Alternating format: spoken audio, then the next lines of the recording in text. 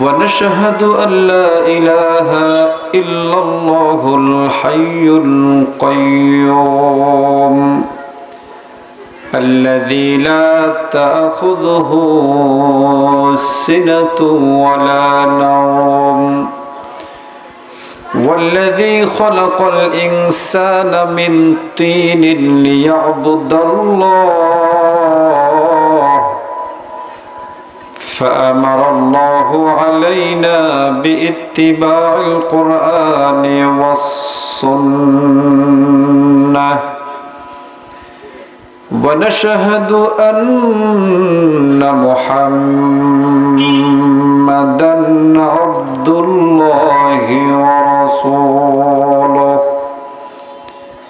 فواجب علينا باتباع السنة رسوله فقد قال الله تعالى في كلامه المجيد والفرقان الحميد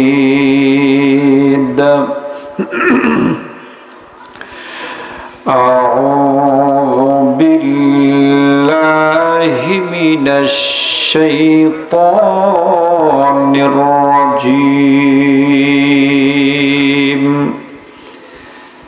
بسم الله الرحمن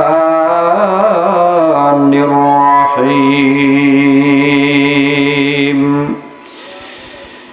إن الله لا يغفر أن يشرك به ويغفر ما دون ذلك لمن يشاء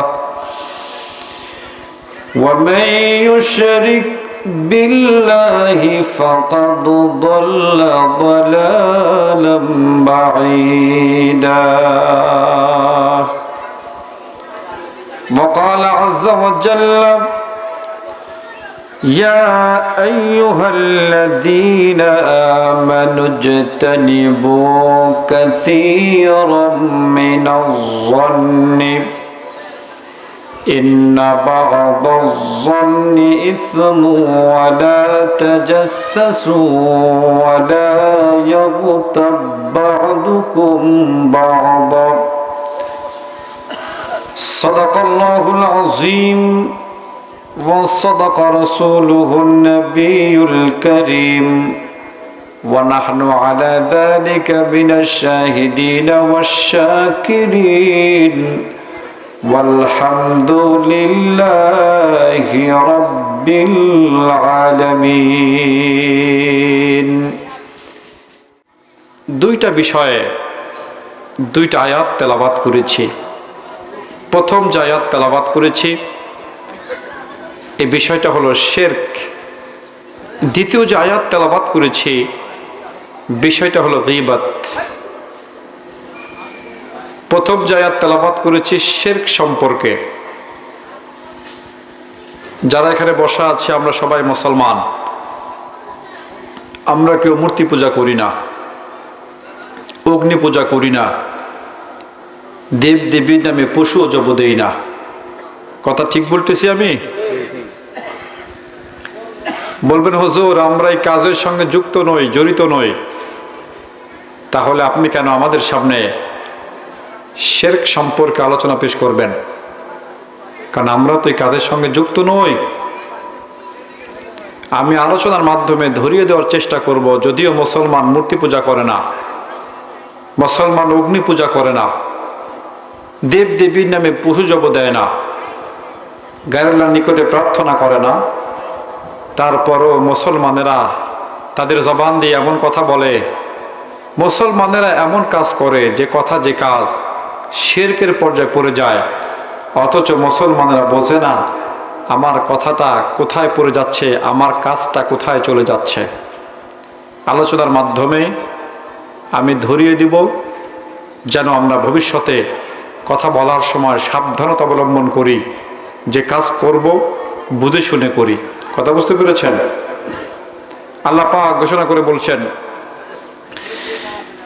ইন্নাল্লাহা লা ইয়াগফিরু আন ইউশরাকা বিহি ওয়া ইয়াগফিরু মা দুনা যালিকা লিমান ইয়াশা। আল্লাহ তাআলা বলেন, নিশ্চয়ই আমি আল্লাহ তোমাদের জীবনের সমস্ত গুনাহ মাফ করে দিব, শুধুমাত্র শিরকের গুনাহ মাফ করব না। কিসের গুনাহ? শিরক। এই শিরক দুই প্রকার। এক নাম্বার শিরকে আকবর, দুই নাম্বার শিরকে আসগার। শিরকে আকবর হচ্ছে মূর্তি পূজা করা। আমাদের সমাজে চলমান, আমরা দেখি এখনো বিধর্মীরা করে থাকে, ঠিক কিনা বলে? এটা কোন সময় থেকে শুরু হলো? যেটা আমাদের সমাজ চলমান, এই শুরুটা কোন সময় থেকে অনেকের জানা নাই। আল্লাহ পাক এই বিষয়ে কোরআনে জানিয়ে দিয়েছেন, ওয়ালা তাযারুন্না ওয়াদ্দান ওয়ালা সুওয়া ওয়ালা ইয়াগুসা ওয়া ইয়াউকা ওয়া নাসরা। কিতাবের মধ্যে এসেছে হযরতে নূহ আলাইহিস সালামের জামানায় 5 জন ব্যক্তি সৎ ছিলেন। এই 5 জন ব্যক্তি যখন ইন্তেকাল করলেন, শয়তান এসে এই 5 জন সৎ ব্যক্তির সন্তানদেরকে ভালো করে বোঝাতে লাগলো, তোমরা একটা কাজ করো, তোমাদের পিতা ভালো লোক ছিলেন, আল্লাহ ওয়ালা ছিলেন, বুজুর্গ ছিলেন, পিতা চলে গেছে, তোমাদের পিতার মূর্তিগুলো ঘরের মধ্যে স্থাপন করো। পিতা তো ভালো লোক, বিদায় নিছেন দুনিয়া থেকে, এদের মূর্তিগুলো ঘরের মধ্যে বানিয়ে রাখো, যেন তোমাদের সন্তানেরা যারা আসবে তোমাদের পিতাকে দেখে মনে রাখে যে না, একজন বুজুর্গ ব্যক্তিকে দেখছে। চিন্তা করছেন শয়তানের কায়দা বায়দা? পিতার মূর্তি ঘরের মধ্যে সেট করো, সন্তানেরা দেখে দেখে মনে রাখবে যে না, একটা বুজুর্গ ব্যক্তিকে দেখলাম। এটা আমার কথা না, কিতাবের মধ্যে এসছে।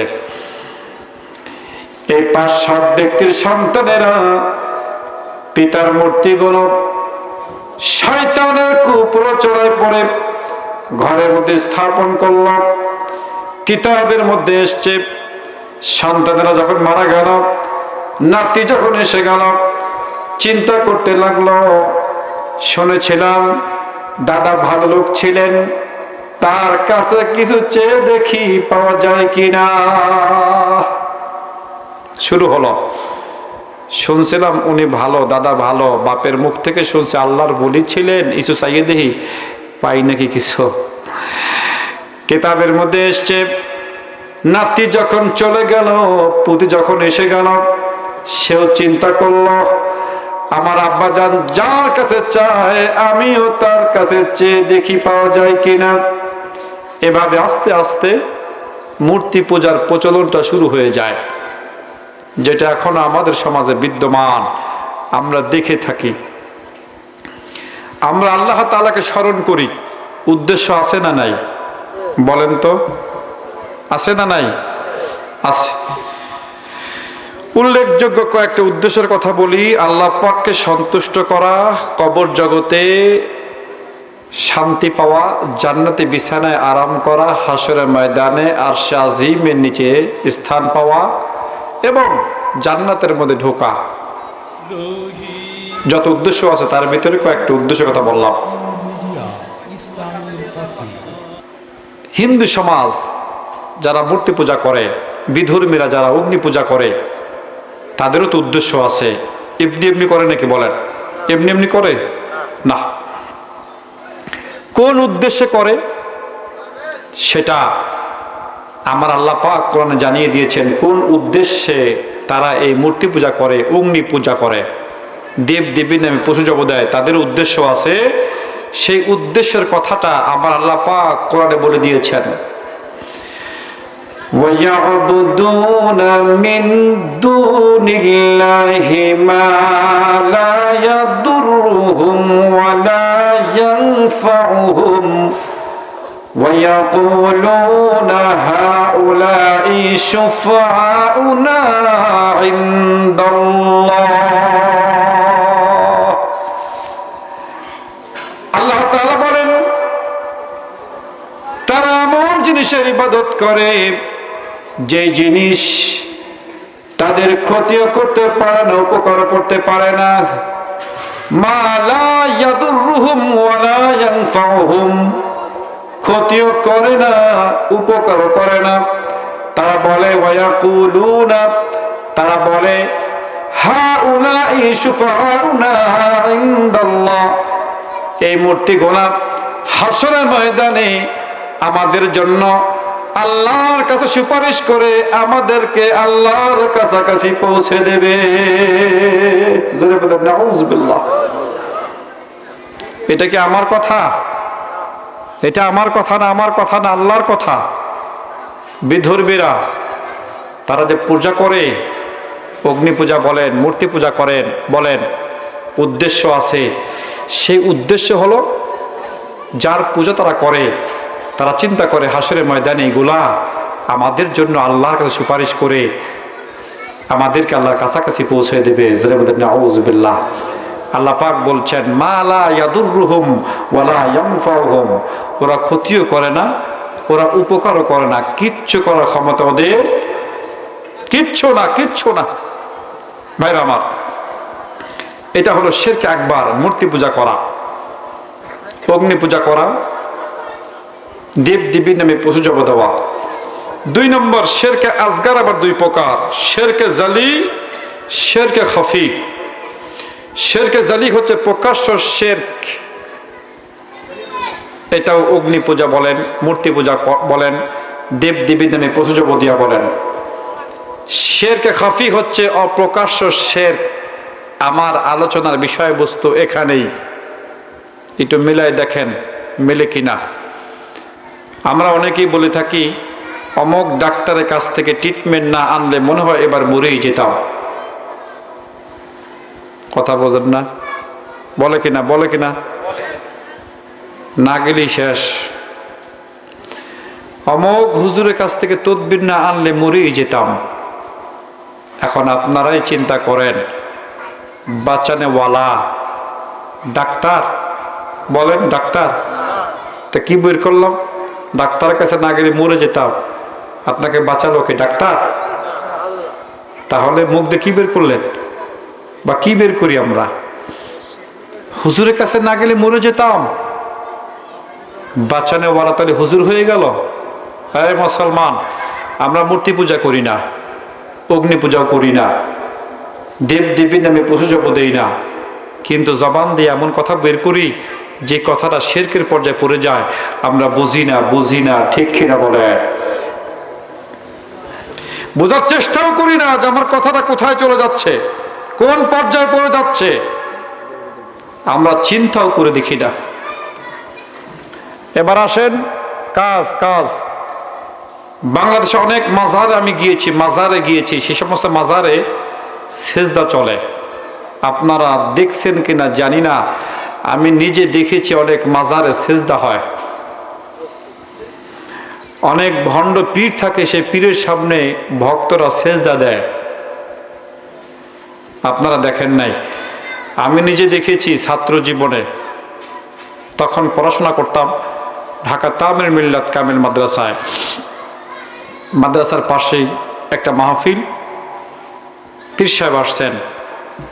চিন্তা করলাম আমিও তো একজন পীর সাহেবের সন্তান, একটু পীর দেখে আসি।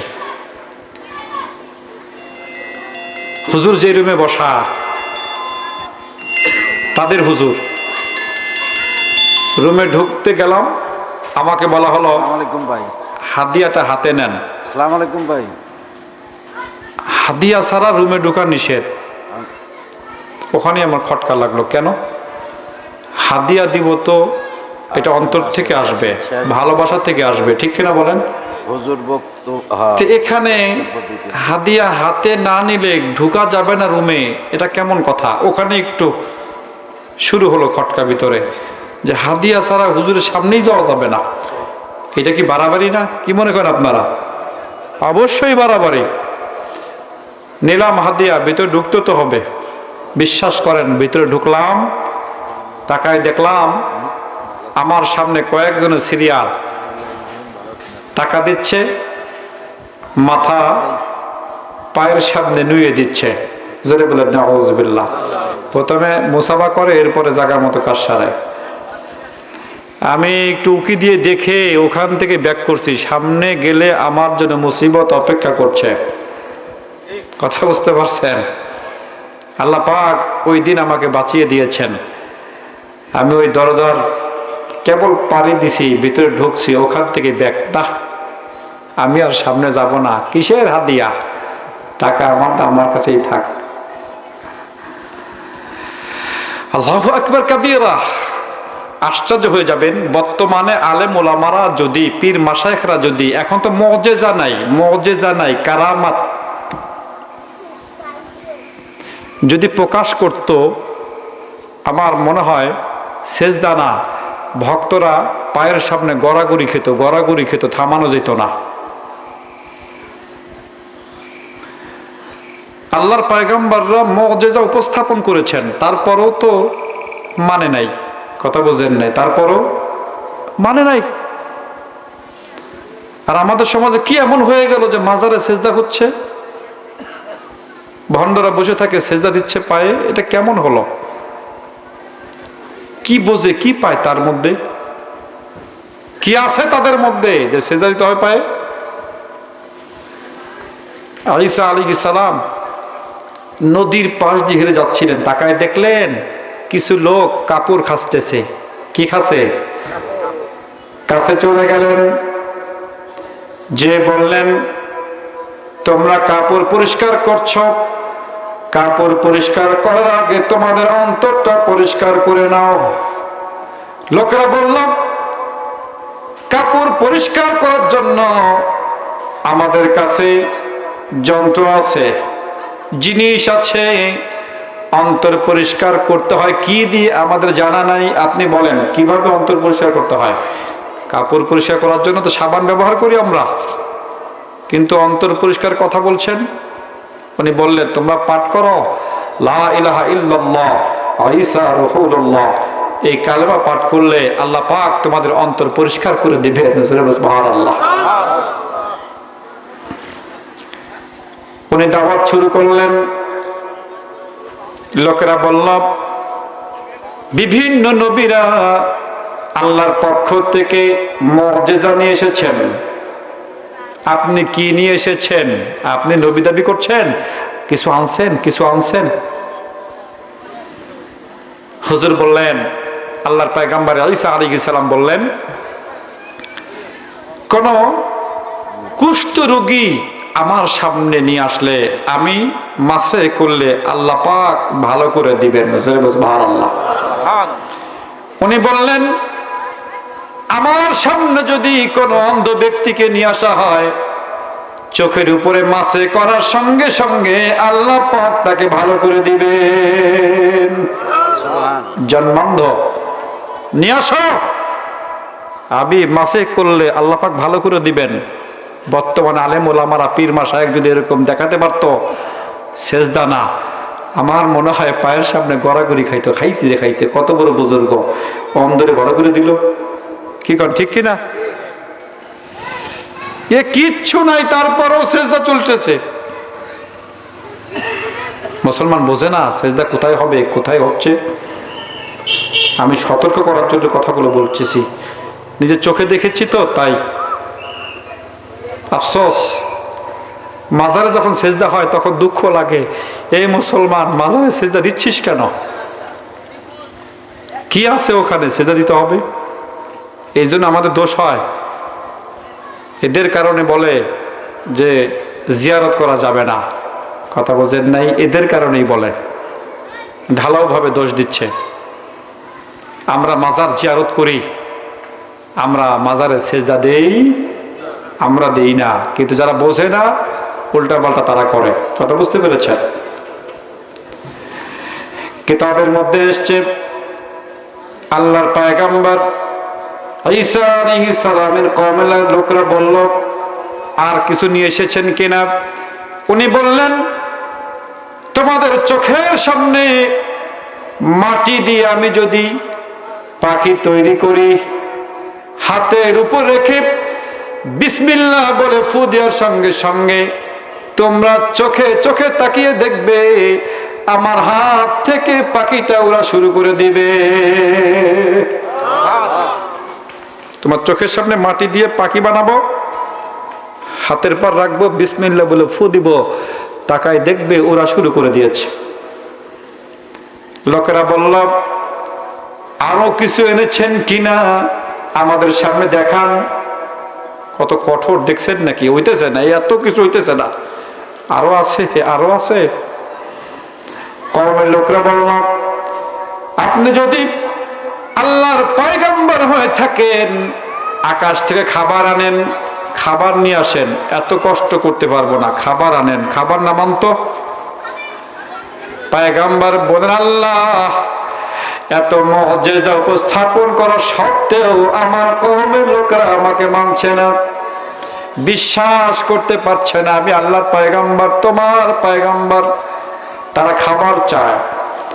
আল্লাহ পাক সঙ্গে সঙ্গে আকাশ থেকে খাবার পাঠালেন, বিশাল বিশাল খাঁচিতে খাবার চলে আসলো। দেখা গেল খাবারের মধ্যে ভুনা মাছ, বড় বড় ভাজা ভুনা মাছগুলো আছে।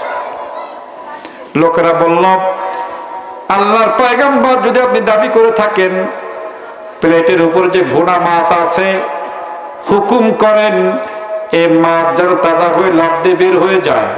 চিন্তা করছেন, আপনি তো ভুনা মাছ নিয়ে আসলেন আল্লাহর পক্ষ থেকে, যদি পয়গম্বর দাবি করে থাকেন, কিতাবের মধ্যে পড়েছি আমি, এই যে প্লেটের উপরে তাজা মাছ, বোনা মাছ, তাজা করে দেখান। উনি বলেন, আল্লাহ কওমের লোকেরা মানছে না, মাছ তাজা করতে বলছে, হুকুম করলেন, ভুনা মাছ তাজা হয়ে প্লেট থেকে নেমে গেল। সুবহানাল্লাহ। মাছ যখন তাজা হয়ে গেল, কওমের লোকেরা চিন্তায় পড়ে গেল, প্লেটের উপরে ছিল ভুনা, ছিল খাবার খেতে পারতাম, এখন তো সেইটাও জুটতেছে না, মাছ তো তাজা হয়ে গেছে, খাবার সামনে থেকে চলে গেছে, খাইছে রে খাইছে, করলাম নাকি। এখন বলতেছে, যদি আপনি পয়গম্বর দাবি করে থাকেন, ওই তাজা মাছটা আবার প্লেটে বুনে নিয়ে আসেন, খাওয়া লাগবে না, চোখের সামনে চলে গেছে। এত কিছু করার পরও মানতে চাচ্ছে না। চিন্তা করেন কত মুজিজা উপস্থাপন করলেন। উনি বললেন, আমি কোন কবরের পাশে দাঁড়িয়ে যদি বলি কুম বিইذনিল্লাহ, সঙ্গে সঙ্গে মৃত ব্যক্তি কবর থেকে দাঁড়িয়ে যাবে। জোরে বলুন সুবহানাল্লাহ। খাইছে রে খাইছে। বর্তমান আলেম ওলামারা যদি যে কয়টা মুজিজার কথা বললাম একটাও দেখাইতে পারত, আমার তো মনে হয় সেজদা না, ভক্তরা পায়ের সামনে খালি গড়াগড়ি খাইতো, গড়াগড়ি খাইতো। না জানি কত বড় বুজুর্গ কি আছে পীরের কাছে যে সেজদা দিতে হবে, কি আছে মাজারে সেজদা দিতে হবে মুসলমান। বুঝতেছেন তো আপনারা কিছু?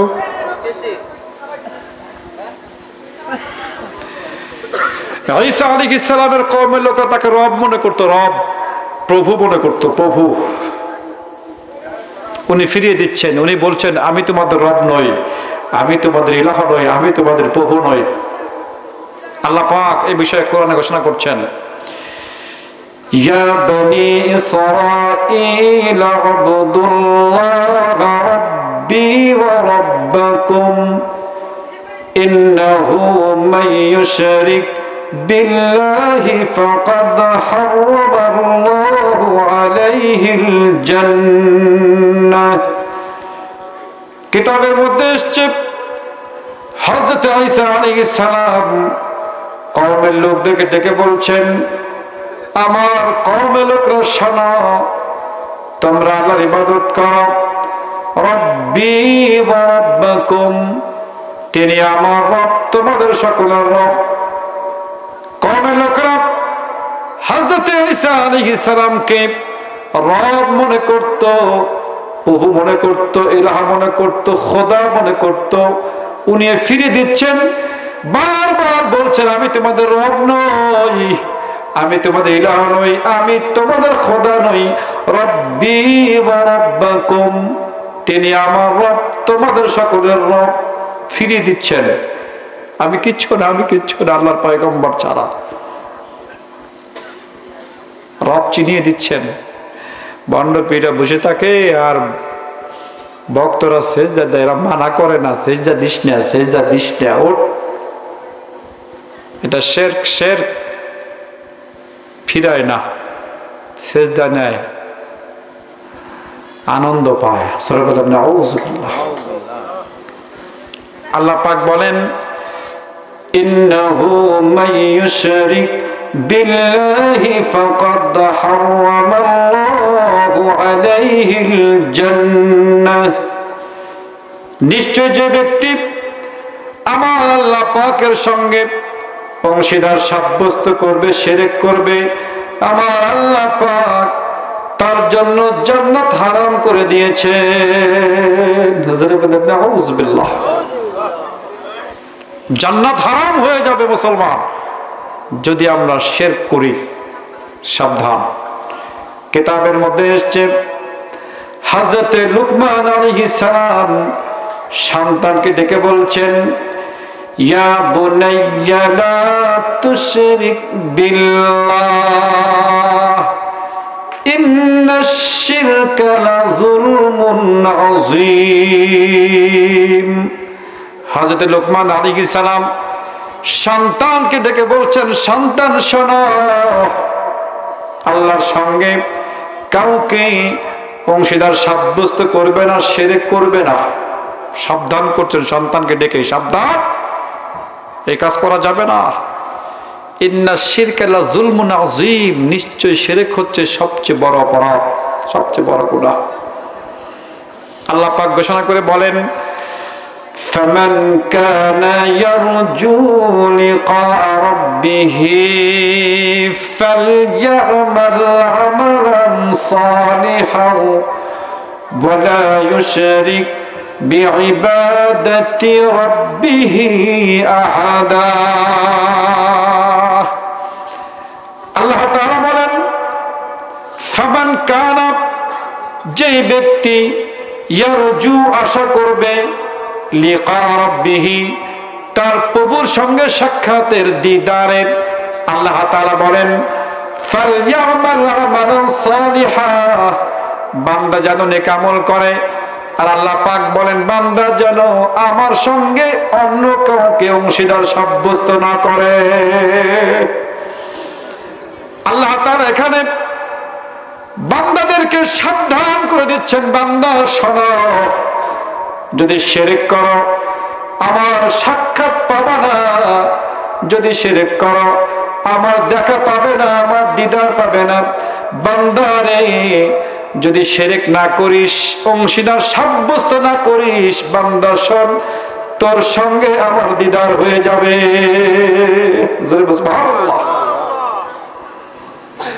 যারা এখানে বসা আছে আমরা সবাই আল্লাহ দিদার পেতে চাই, ঠিক কিনা বলেন? সাক্ষাৎ পেতে চাই, ঠিক কিনা বলেন? কিতাবের মধ্যে এসেছে জান্নাতের ভিতরে আমার আল্লাহ পাক জান্নাতি বান্দাদের সঙ্গে প্রত্যহ 2 বার সাক্ষাৎ দিবেন। সুবহানাল্লাহ বলেন।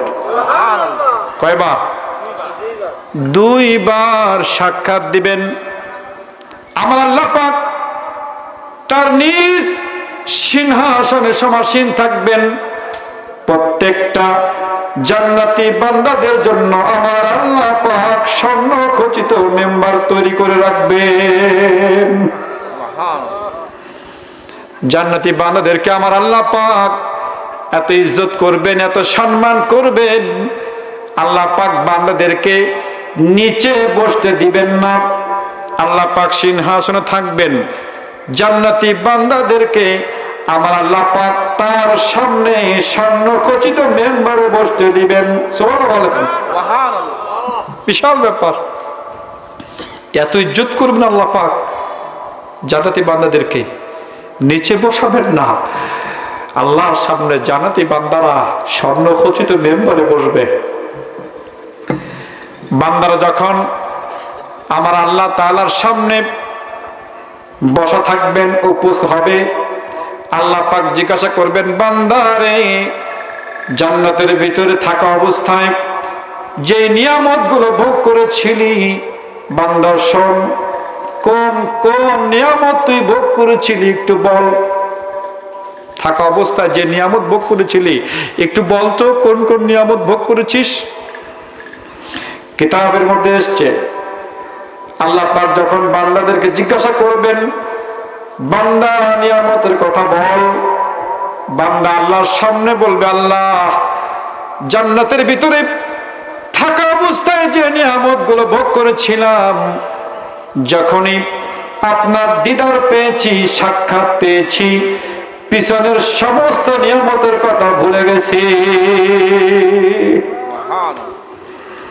এক কথায় জান্নাতের ভিতরে বান্দা যত নিয়ামত ভোগ করুক না কেন, যখনই বান্দা আল্লাহ দিদার পাবে, সাক্ষাৎ পাবে, দেখা পেয়ে যাবে, পিছনের সমস্ত নিয়ামতের কথা বান্দা ভুলে যাবে।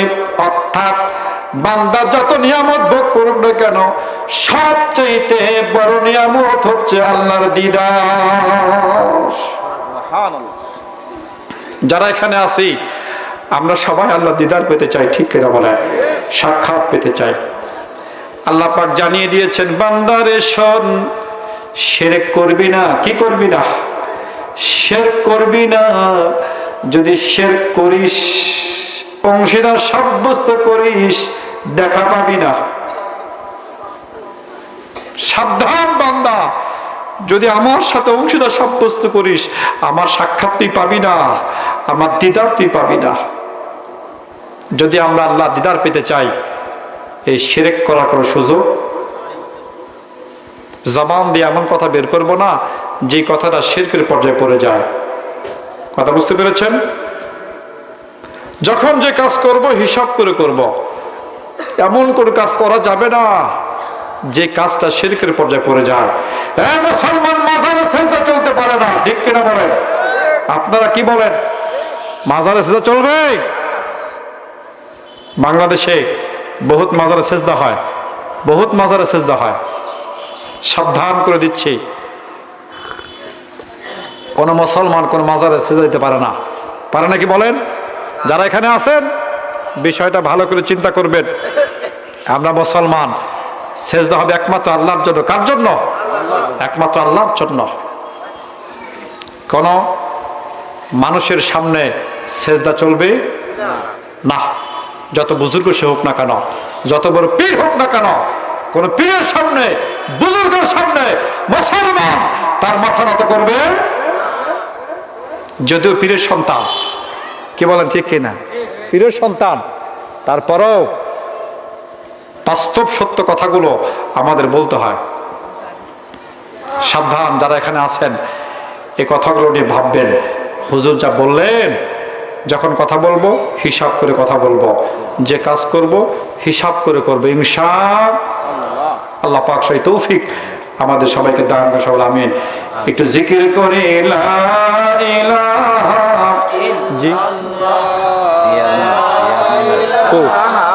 ইল্লাল্লাহ। ফোন দিছিল, কথা বলবেন নাকি? বাচ্চা বাচ্চা ওরে আল্লাহ, ও কি বসে থাকবে?